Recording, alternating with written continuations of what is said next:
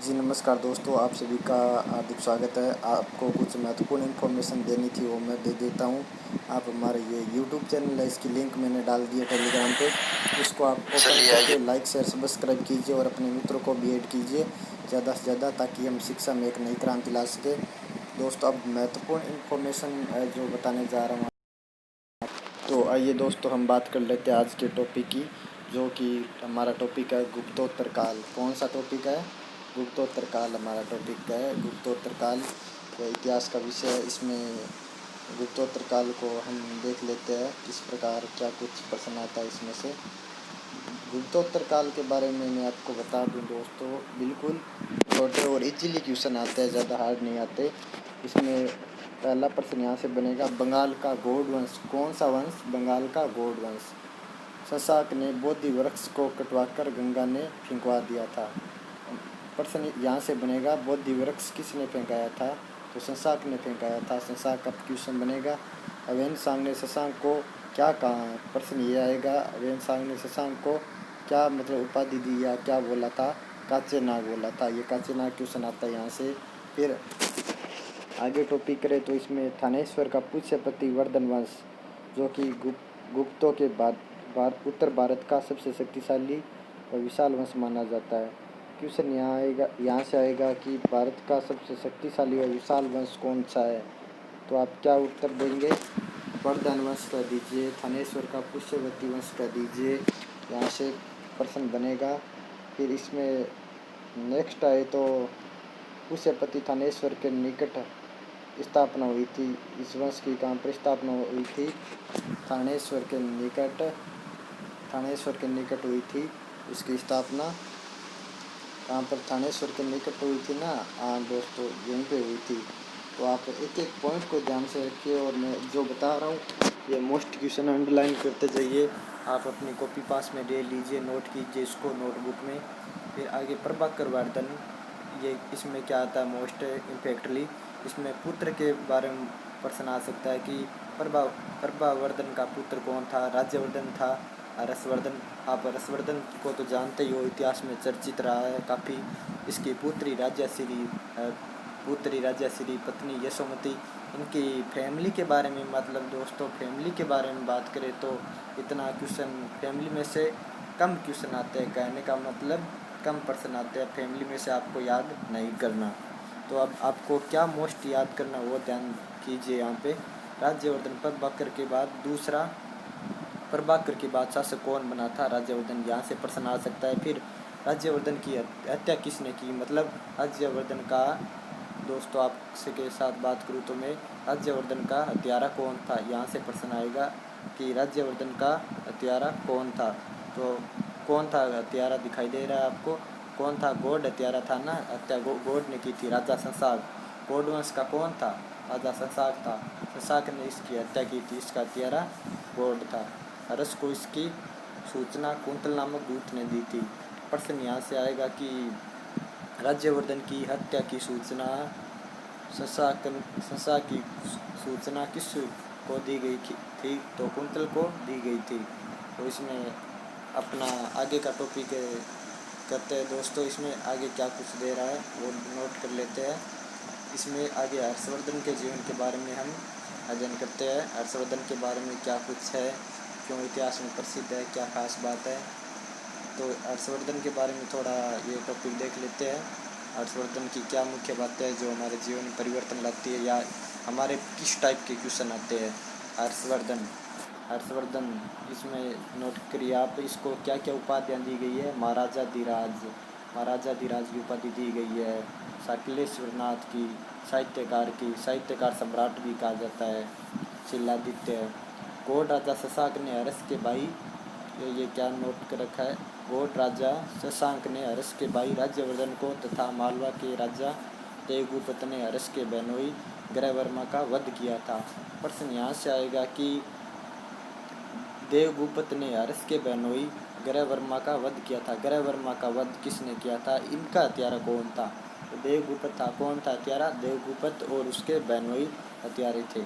फिर बौद्ध भिक्षु दिवाकर मित्र की सहायता से हर्ष ने राजश्री को ढूंढा व ढूंढा था? किसको ढूंढा था? राजश्री को ढूंढा था। ढूंढा जब वह आत्मदाह के लिए जा रही थी।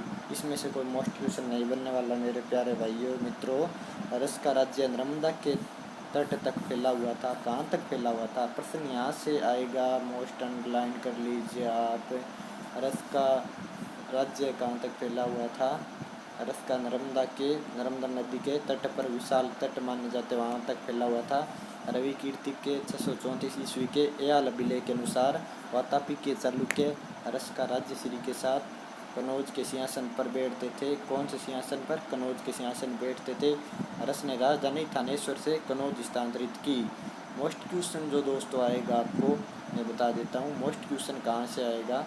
मोस्ट क्वेश्चन सबसे बड़ा और मोस्ट क्वेश्चन यहाँ से आता है। इसमें हर्षवर्धन के बारे में, इसने राजधानी कहाँ स्थापित कराई? थानेश्वर से कौन सी करा दी? कनौज करा दी। फिर हर्ष सूर्य, शिव तथा बुध का उपासक था। हर्ष किसका उपासक था? तो इसमें हम आंसर क्या देंगे? हर्ष राज्यश्री के, हर्ष ये उपासक था। किसका उपासक था आप बताइए? हर्ष सूर्य और शिव का उपासक था, बुध का उपासक था। किसका उपासक था? बुध का था, सूर्य का था, हर्ष शिव का भी था, तीनों का था। मतलब 3 देवताओं का हर्ष, कितने देवताओं का हर्ष उपासक था? क्वेश्चन ऐसे बन सकता है, आज तक आया तो नहीं परंतु बन सकता है। हर्ष कितने देवताओं का? 3 देवताओं का उपासक था। फिर आगे क्या लिखा है? ह्वेनसांग ने 643वें छठे प्रयाग महोत्सव, मतलब ह्वेनसांग ने कौन से प्रयाग सभा में भाग लिया था? छठी प्रयाग सभा में। ये हर 6 वर्ष में होती थी। हर 5 वर्ष बाद छठे वर्ष में इसका, हर छठे वर्ष में इसका आयोजन होता था। प्रयाग सभा का आयोजन कब होता था? हर छठे वर्ष में प्रयाग सभा का आयोजन होता था। प्रयाग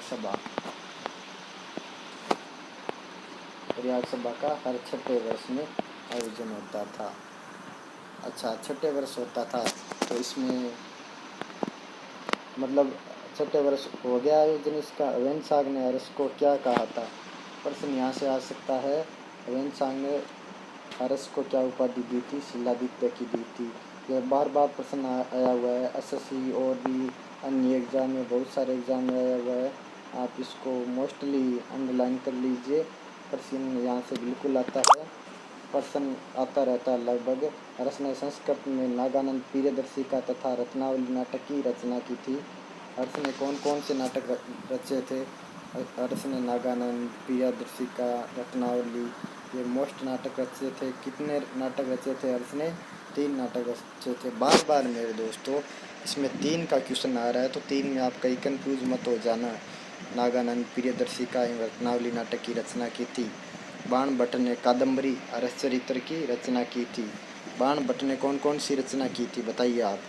मैंने आपको बोल के बता दिया, अब आप बताइए कौन कौन सी, जल्दी कम ऑन।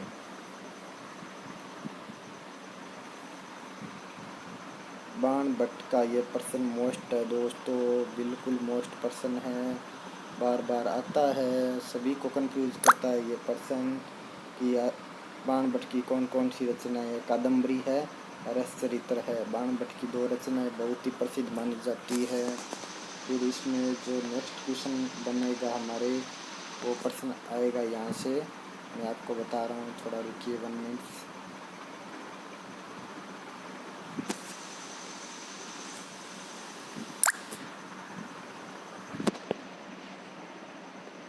मयूर ने कौन सा ग्रंथ लिखा था? सुभाषितावली। सुभाषितावली ग्रंथ किसने लिखा था? मयूर ने। मयूर ने कौन सा लिखा था? सुभाषितावली ग्रंथ। तो यहाँ से भी मोस्ट क्वेश्चन आता है हर बार एग्ज़ाम में। और मोस्ट इम्पैक्ट बता देता हूँ आपको मैं। पाल वंश के बारे में थोड़ा अध्ययन कर लेते हैं, यहाँ से क्वेश्चन लगभग आ जाता है एग्ज़ाम में। तो पाल वंश का संस्थापक बोलेगा, तो संस्थापक आप क्या बताओगे? पाल वंश का लगभग प्रश्न आता है यहाँ से। पाल वंश का संस्थापक कौन था? गोपाल था। पाल वंश का संस्थापक कौन था? संस्थापक बताइए, गोपाल था। फिर ओदंतपुरी विश्वविद्यालय की स्थापना की थी। ओदंतपुरी विश्वविद्यालय की स्थापना किसने की थी? ये RS प्री में क्वेश्चन आया हुआ है। ओदंतपुरी विश्वविद्यालय की स्थापना तो किसने की थी? गोपाल ने की थी। क्वेश्चन यहाँ से 2 क्वेश्चन मोस्ट हो गए हैं। कितने क्वेश्चन आ गए? दो क्वेश्चन हो चुके हैं मोस्ट। तो अगला क्वेश्चन देख लेते हैं, इसमें कौन सा मोस्ट बनेगा। अगले क्वेश्चन की ओर थोड़ा नज़रअंदाज कर लेते हैं। अगले क्वेश्चन को मोस्टली देख लेते हैं। अगला प्रश्न आएगा, देवपाल ने मुंगेर को राजधानी बनाया। प्रश्न ऐसे आता है, मुंगेर को राजधानी किसने बनाया था? तो किसने बनाया था? देवपाल ने बनाया था। अरबी यात्री सुलेमान ने पाल राज्य को रूहम्मा धर्म का राजपाल शासक ने दक्षिण पूर्वी एशिया के शैलेंद्र शासकों को नालंदा में बौद्ध विहार बनाने की अनुमति दी थी। प्रश्न देखिए, आपको यहाँ से आता है। प्रश्न किस प्रकार आता है, बौद्ध विहार बनाने की अनुमति किसने दी थी? तो किसने दी थी, इसमें आप बताइए किसने दी थी? पाल शासक ने दक्षिण पूर्वी एशिया के शैलेंद्र शासकों को दी थी बौद्ध विहार बनाने की अनुमति। इसमें आगे का इम्पैक्ट करते हैं, टॉपिक करते हैं, सॉरी दोस्तों, आगे का टॉपिक करते हैं। तो इसमें हमारा टॉपिक है प्रत्यार वंश। सौमित्र प्रत्यार को क्या कहा जाता है? सौमित्र कहा जाता है। लक्ष्मण के वंशज, लक्ष्मण मतलब रघुनाथ के वंशज। इसको देखिए, रघुनाथ के वंशज भी कहा जाता है। और क्या क्या कहा जाता है? रघुनाथ के वंशज कहा जाता है। रघुनाथ कौन सा वंश हो गया? भगवान राम वाला। रघुनाथ भगवान राम वाला वंश हो गया। रघुनाथ के वंशज कहा जाता है। नागभट्ट प्रथम, क्या दे रखा है? नागभट्ट प्रथम। नागभट्ट प्रथम ने क्या किया था खास? इसका बार बार इतिहास में क्यों जिक्र होता है, क्यों नाम आता है? तो इसमें थोड़ा अध्ययन कर लेते हैं। इसमें जो क्वेश्चन बनने लायक क्वेश्चन है, इसमें आपको बता देते हैं कि कौन सा प्रश्न आ सकता है इसमें बनने लायक क्वेश्चन। ग्वालियर प्रशस्ति की रचना किसने की थी? तो नागभट्ट प्रथम ने की थी। किसने की थी? नागभट्ट प्रथम ने। ग्वालियर प्रशस्ति के अनुसार इसने अरबों से सिंध प्रांत को खाली कराया था। सिंध प्रांत को किसने खाली कराया था? प्रश्न यहाँ से आएगा, सिंध प्रांत को किसने खाली कराया था? तो किसने कराया था? नागभट्ट प्रथम ने। नागभट्ट प्रथम ने कराया था। आगे क्वेश्चन आता है, इसमें वत्स राज का आता है मेरे प्यारे मित्रों। कौन सा क्वेश्चन? वत्स राज का। वत्स राज कौन था? वास्तविक संस्थापक था। किस वंश का था वत्स राज? प्रत्यार वंश का कह दीजिए, ये प्रत्यार वंश का ही होगा। इसमें वास्तविक संस्थापक तो पूछे तो क्या बताओगे? वत्स राज। और इसमें ये नागभट्ट के बारे में पूछे, ग्वालियर प्रशस्ति की रचना किसने की? तो नागभट्ट ने की थी। फिर अगला टॉपिक करते हैं इसमें, महेंद्रपाल प्रथम क्यों प्रसिद्ध है, क्यों जिक्र किया जाता है इसका? महेंद्रपाल में से कम प्रश्न आते हैं, पर थोड़ा आप इतना ध्यान रख लीजिए कि दरबारी राजशेखर, महेंद्रपाल का दरबारी कौन था? राजशेखर। क्या बताओगे? क्वेश्चन आ गया तो राजशेखर इसका दरबारी कवि था। कौन था? राजशेखर था ना इसमें महेंद्रपाल का दरबारी कवि। तो महेंद्रपाल का दरबारी कवि आप क्या कहोगे? राजशेखर को कहोगे। राजशेखर इसका दरबारी कवि था। राजशेखर ने कौन कौन से ग्रंथ लिखे? प्रश्न यहाँ से मोस्ट आता है मेरे प्यारे भाइयों बहनों दोस्तों, सभी ध्यान से देख लीजिए। प्रश्न कैसे आएगा कि काव्य मीमांसा कर्पूर मंजरी ग्रंथ किसने लिखे थे? तो किसने लिखे थे? काव्य मीमांसा और कर्पूर मंजरी ये लिखे थे महेंद्रपाल ने। किसने लिखे थे? महेंद्रपाल। एक बार फिर मैं कह रहा हूँ, महेंद्रपाल ने कौन कौन से ग्रंथ लिखे थे? महेंद्रपाल ने कौन कौन से ग्रंथ लिखे थे? तो आपका उत्तर क्या होगा? महेंद्रपाल ने, जी दोस्तों, महेंद्रपाल ने कौन कौन से लिखे थे बताइए, आप बताइए कौन कौन से लिखे थे? काव्य मीमांसा। कौन सा? काव्य मीमांसा। एक काव्य मीमांसा लिखा था। अच्छा, काव्य मीमांसा। और बताइए कौन सा लिखा था? कर्पूर मंजरी। एक कर्पूर मंजरी और लिखा था। आप सेशन को लाइक और शेयर करना न भूले। मैं आपके लिए इतना कुछ कर रहा हूँ तो आप मेरे लिए इतना तो कर सकते हो ना, लाइक शेयर तो ये तो बनता है। ये नहीं करोगे तो फिर कुछ नहीं यारो, फिर पढ़ाने से क्या फ़ायदा? आप इतना ही मतलब हमको प्यार नहीं दे सकते, इतना मतलब लाइक शेयर नहीं कर सकते। तो आप अब आगे टॉपिक करते हैं, महिपाल के बारे में कैसे क्वेश्चन आता है। अरब यात्री अल मसूदी ने भारतीय हवाओं को मौसिम कहाँ है? मौसिम ये किसने कहा था पहले? पहले ये मौसिम शब्द अंग्रेज़ों ने कहा था। किसने कहा था? अंग्रेज़ों ने। अंग्रेज़ों ने पहले ये मौसम शब्द कहा था, अंग्रेज़ों ने। फिर इसमें क्वेश्चन किस प्रकार है देखिए। भारतीय फिर मौसम से ये धीरे धीरे मानसून हो गया। क्वेश्चन ऐसे आता है कि भारतीय हवाओं को मानसून शब्द किसने दिया है? तो अल मसूदी ने दिया है। किसने दिया है? अल मसूदी ने। आपको साफ साफ दिखाई दे रहा होगा, अल मसूदी ने दिया है। तो किसने दिया है? अल मसूदी ने दिया है ना दोस्तों।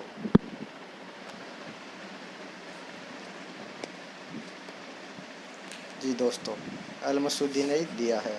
कुछ टेक्निक प्रॉब्लम आ रही है आज, पता नहीं क्या है, और लगभग मैं आपको कहूँगा ज़्यादा से ज़्यादा इसमें। अब आइए राष्ट्रकूट वंश पे थोड़ी नज़र डाल लेते हैं। राष्ट्रकूट वंश का तो मैंने आपको टॉपिक बता दिया था थोड़ा पहले। इसमें और देख लेते हैं मेन क्या कुछ है।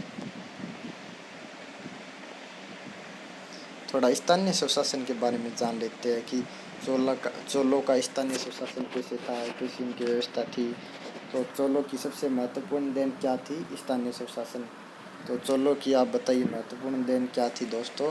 मेरे प्यारे दोस्तों बताइए आप, चोलों की महत्वपूर्ण देन क्या थी? महत्वपूर्ण ये सबसे ज़्यादा महत्व किसको देते थे? तो आप बताइए। चोल लोग होते थे जो चोल वंश के थे, वो सबसे ज़्यादा किसको महत्व देते थे? ये स्थानीय स्वशासन को देते थे। चोलों की सबसे महत्वपूर्ण देन थी। जानकारी इसकी किससे मिलती है? जो चोल वंश की जानकारी है वो किससे मिलती है? तो ये परातक प्रथम से मिलती है। परातक प्रथम। ये परातक प्रथम क्या है? यह उत्तरू मेरू अभिलेख है। परातक प्रथम कौन सा अभिलेख माना जाता है? परातक प्रथम उत्तरू मेरू अभिलेख माना जाता है। चोल अभिलेखों में 3 प्रकार की सीमाओं का उल्लेख है। चोल अभिलेखों में कौन कौन सी वो 3 प्रकार की सीमाएं आती है जिनका अभिलेख किसमें है? उर है। उर क्या चीज़ होती है? उर ग्राम सभा होती थी। उर को क्या कहा जाता है? ग्राम सभा। फिर आगे सभा, सभा महासभा। सभा महासभा कौन थी? गांव के वरिष्ठ या ब्राह्मण लोग भाग लेते थे। कहने का मतलब जो प्रसिद्ध गांव के लोग होते थे, ब्राह्मण लोग थे, ऊंची जाति के थे। पहले थोड़ा भेदभाव तो था ही, आपको पता है गांव में उस टाइम की बातें चल रही है। अब वो चीज़ें नहीं है, जातिवाद से आखिर हमको करना है क्या है? आगे टॉपिक कर लेते हैं नगरम। अब कौन सा रह रहा है? नगरम। नगरम नगरम का अर्थ क्या होता है? व्यापारी या समुदाय। व्यापारी समुदाय की जानकारी होती थी, वो कहाँ से मिलती थी? नगरम से। नगरम में व्यापारी समुदाय प्रमुखता। आप सभी को पता है, हम चोल प्रशासन पढ़ते हैं, मौर्य काल और प्राचीन सभ्यताएं सभी पढ़ते हैं, उसमें यही जानकारी हमको प्रतीत मिलती है। चोलकालीन महत्वपूर्ण बंदरगाह कौन से थे? कावेरीपट्टनम। चोलकालीन का महत्वपूर्ण बंदरगाह कावेरीपट्टनम। यह प्रश्न बार बार एग्जाम में पूछा जाता है। यह प्रश्न एग्जाम की दृष्टि से मोस्ट क्वेश्चन है। कौन सा है? मोस्ट क्वेश्चन है यह क्वेश्चन आपका। बहुत वेरी वेरी इम्पोर्टेंट क्वेश्चन जो बार बार एग्जाम में आया हुआ है। चोलकालीन महत्वपूर्ण बंदरगाह था कावेरीपट्टनम। चोल धातुशिल्य का सर्वश्रेष्ठ उदाहरण क्या है? तो आप बता सकते हो धातुशिल्य का सर्वश्रेष्ठ उदाहरण क्या है? नटराज शिव की प्रतिमा। नटराज शिव की कांस्य युगीन प्रतिमा।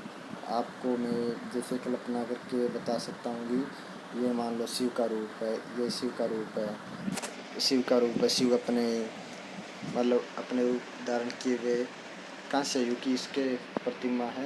ये जो प्रतिमाएं होती है ना, इसको कांस्य युग की प्रतिमा कहा जाता है। यहाँ से वेरी वेरी इंपॉर्टेंट कांस्य युग की प्रतिमा का प्रश्न बन के आता है। शिव का रूप यह मैंने एक कल्पना कराई है ताकि आपके कुछ भेजे में घुस सके। फिर आगे आगे की बात करते हैं। नागर शैली हिमालय से विंध्याचल तक, बेसर शैली विंध्याचल से कृष्णा तक, द्रविड़ शैली कृष्णा से कन्याकुमारी तक। देखिए इसमें नागर शैली कहाँ से है? हिमालय से विंध्याचल तक। फिर विंध्याचल से कृष्णा द्रविड़ शैली है प्रमुख। गोपुरम, पांड्या किला, 2 विमान कौन कौन से थे? चोल शैली, मंडप, पल्लव शैली। विमान तो कौन सी शैली में था? विमन कौन सी शैली में था? इसमें क्वेश्चन ऐसे आएगा, विमन कौन सी शैली में से था? तो आपका आंसर क्या होगा? विमन हमारा चोल शैली में था। विमन जो था वो चोल शैली में था विमन। मंडप कौन सी में? मंडप पल्लव शैली में। सीकर गर्भगृह, सीकर में कौन सा था? गर्भगृह की चोटी पर बनी मंदिर की नकलाकृति। मतलब ये जैसे मान लो ये मंदिर है, ये मंदिर है, मंदिर के गर्भगृह मतलब मेन गेट प्रवेश द्वार पर बनी गई मूर्ति को क्या कहा जाता था? गर्भगृह कहा जाता था। फिर आगे बात करते हैं हम मंडप की। ये मंडप क्या चीज़ होती थी? मंडप का भी क्वेश्चन बार बार आया है।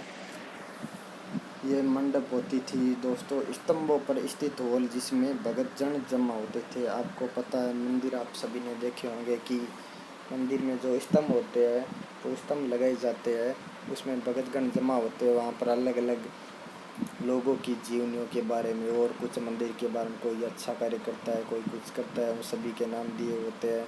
मतलब एक प्रकार से आप कह सकते हो बामासा हो सकते हैं। अलग अलग जो भक्तजन होते हैं उनकी मंडप में नाम लिखा जाता था। फिर आगे मंदिर की बात करें तो मंदिर में से प्रश्न आ जाता है। खैर क्या हम देख लेते हैं मंदिर में से किस प्रकार प्रश्न आता है, थोड़ा आप ध्यान करके देख लीजिए। इसमें ये नागर शैली का मान लो निर्माता पूछे तो क्या हो गया? अनंत वर्मा हो गया नागर शैली का। फिर नागर नरसिंह सेन कौन से वंश का था? गंग वंश का था। फिर नागर ये स्थापत्य शैली लगभग नागर या इसका निर्माणकर्ता कौन था? दगदेव चंडेल था। चंडेल वंश के बारे में पहले हमने जिक्र किया था। वेसर कौन से गुप्त काल का? फिर द्रविड़ शैली पल्लव वंश की, द्रविड़ शैली पल्लव वंश की। इसमें आगे देखें तो द्रविड़, ये जो द्रविड़ रखा है राजस्थान चोल वंश था। भारत की सबसे विशाल नदी मूर्ति थी। कैलाशनाथ मंदिर कांची तमिलनाडु में है। कैलाशनाथ मंदिर कहाँ पे? तमिलनाडु में। बृहदेश्वर मंदिर ये भी इम्पोर्टेंट है, भारत का पहला मंदिर है बृहदेश्वर मंदिर। बहुत ही इम्पोर्टेंट प्रश्न आता है यहाँ से। कैलाश मंदिर एलोरा महाराष्ट्र में है। एलोरा मंदिर कहाँ पे है? एलोरा का क्वेश्चन आ सकता है। एलोरा कहाँ पे है? महाराष्ट्र में है। फिर कलिंग कलिंग तो पुरानी जय गोविंदार में। तमिल रामायण कहाँ पर? कंबन में। जावक चिंतामणि निरुतोवक देवर में। यहाँ से लगभग आ जाते हैं। दोस्तों आज मुझे लगता है कि क्लास का टाइम कुछ ज़्यादा ही हो गया है, तो आप थोड़ा पढ़ाई को समय दीजिए और तन मन धन से लगे रहिए। कोई भी प्रॉब्लम या डाउट हो तो आप मुझको सेशन ख़त्म होने के बाद कमेंट बॉक्स में कर सकते हैं। जय हिंद, जय भारत। फिर मिलेंगे नेक्स्ट क्लास में। धन्यवाद।